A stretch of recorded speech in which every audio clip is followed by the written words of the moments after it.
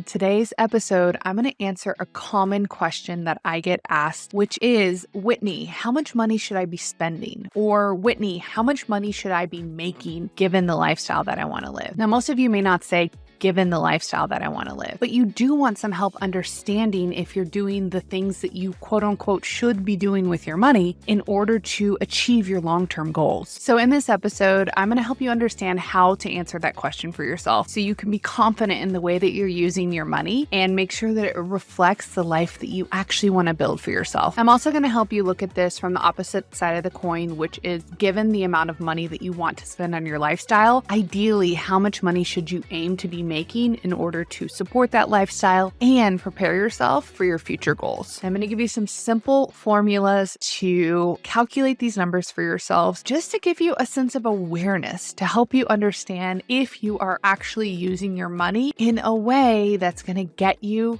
the financial results that you want for yourself in the future. So without further ado, let's get started. For those of you that don't know me, hello, I am Whitney Morrison. I help individuals create financial freedom without restrictive money plans. So if you're ready to change your relationship to money so you actually build wealth, hit subscribe below and let's make this happen. You can also follow along via the Holistic Money Podcast, which you will find linked in the description below. The first thing I'm going to offer you before we dive into calculating your numbers is that there are no shoulds with your money. One of my favorite mentors always used to say, stop shoulding all over yourself, because there's not a magic formula or one way to live your life or one amount of money you should be spending or one amount of money you should be earning. It all comes down to your personal desires. How much money do you want to be spending on your lifestyle? What kind of life do you want to live? How much money do you want to be making? There are some of you that are going to be listening to this episode who want to have a really nice home and take nice trips and have a nice car. Those are wonderful ambitions to have for yourself. But there are other people who are also going to be listening to this episode who have a simpler version of a life that they want to live. They want to be able to take care of their family, have more free time, not work as much, not have to make as much money. And so your personal finance decisions are personal. You get to decide based on the life that you want what these numbers can be for you. Now, I know looking at the life that you want to live and how much money you want to be spending is a really big question to answer, maybe even an existential question for you to reflect on. So in order to make this exercise a little bit more relevant for your life today, we're actually going to start by just looking at your current lifestyle. We're going to look at the amount of money that you're currently spending, the amount of money that you're currently earning. And I'm going to give you a framework to start to look at what you're currently doing versus ideally what you want to be doing in order to not only be using your money to take care of your present needs, but also to make sure that you're building the financial future for yourself that you really want. So let's answer the first question. How much money, not should you be spending, because you get to spend however much you want, but how much money do you want to be spending, given the fact that you also want to make sure that you have money going towards savings and your investing goals? So the way that I like to help my clients approach this is to look at their gross income. Your gross income is the amount of money that you make before your taxes and any paycheck deductions are taken out. Now, out of your gross income, 50% of that ideally should be going towards your lifestyle. This leaves the remaining 50% of your income to go towards three places. Number one, taxes. Number two, savings. And number three, investing. This recommendation is based off of the assumption that your tax bracket is in the 25% range and you have an additional 25% left over for savings and investing. In the event that you're making less and your taxes are somewhere in the 10 to 15% range, you can add an additional 10% onto your lifestyle. Or if you're making a lot more money and your taxes are somewhere in the 40 to 50% range, then I suggest you reduce your lifestyle by 10 to 20%, given where you fall with your current tax bracket. So now that you know how much money you want to be going towards your lifestyle so that you can save and invest and pay your taxes, let's start to break down what your lifestyle actually consists of. I like to break your lifestyle down to two categories. Number one, your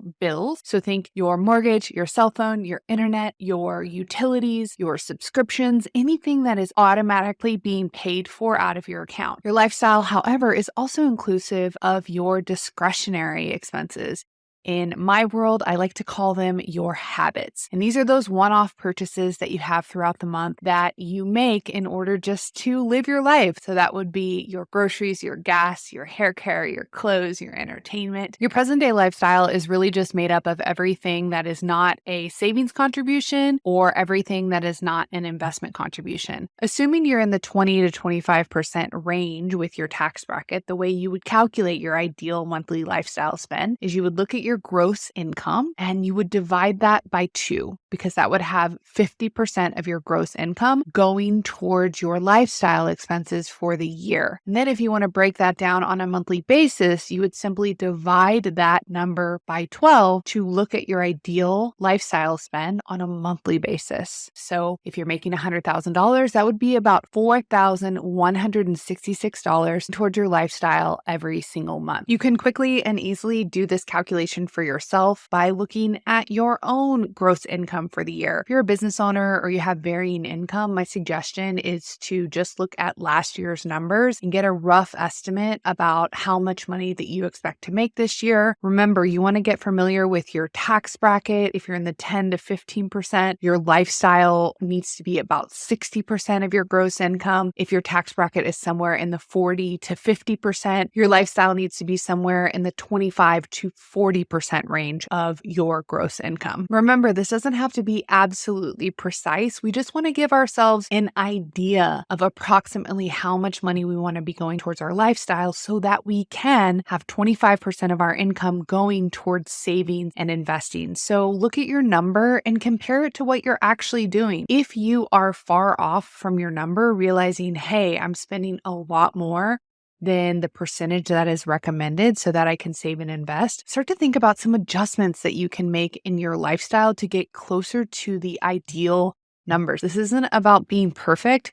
Your personal finances are simply about getting more and more intentional with your money over time so that you can actually build the life that you want with your money. You can also use these suggested percentages to look at ideally how much money you want to be making. You could look at how much you're spending on your lifestyle every single month. You could multiply that by 12, and then you could multiply that number by 2 to be able to understand your ideal income given the amount of money that you're spending on your lifestyle. So let's say you spend $10,000 per month on your lifestyle. That's $120,000 per year you are spending on your lifestyle. If you multiply that by 2, that would mean that your ideal income for that lifestyle would be $240,000. Once again, this is based off of the assumption that the recommendation is 50% of your gross income is going towards your lifestyle. And that is only the recommendation if your tax bracket is somewhere in that 20 to 25% range. Like I said, if you're making more, then you'll need to adjust your recommended lifestyle. And if you're making less, you'll need to adjust your recommended lifestyle to get closer towards your ideal numbers. But the thing that remains consistent across every single recommendation here is the fact that we want a static 25% ideally of your gross income going towards your savings and investing. And now I want to help you understand why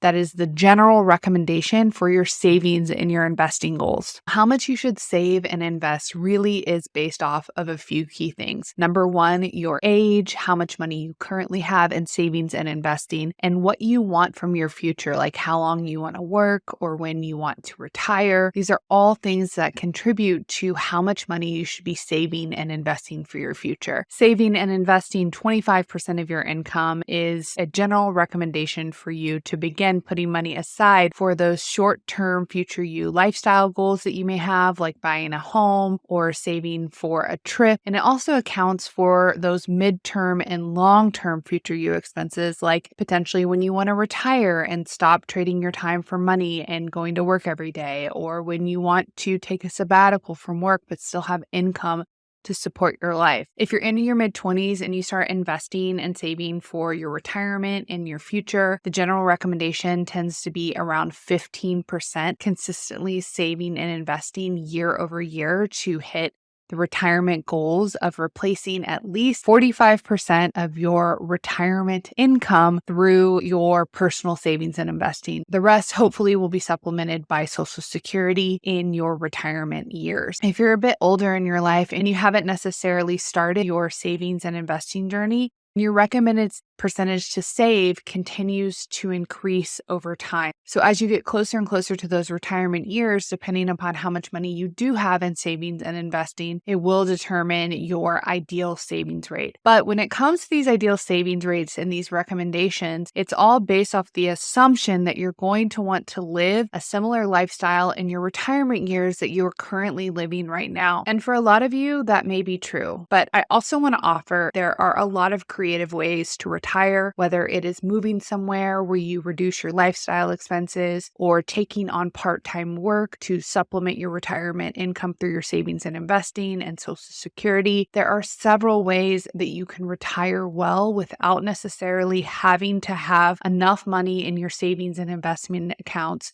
to be able to support your life. And I'm not saying this to suggest it's not something that you don't want to prioritize now, but I'm saying this because the reality is most people don't have enough money saved and invested to feel comfortable in their retirement years. And they spend so many years of their life worrying about this point in time when really they don't have to. There are a lot of options. There are a lot of solutions for your retirement years that don't always depend on you having the amount of money in your savings and investment accounts that you need in order to supplement your full lifestyle that you're living today in your retirement years. So a big part of the work that I do is I help you get educated so that you actually understand your numbers a little bit deeper, so you actually start to understand what it is that you're working toward. But I also help you understand that there are a lot of creative solutions to any financial issues that you have in front of you. The last thing that I believe that you want to do is spend your entire life worrying about money and believing that you don't have enough and feeling behind.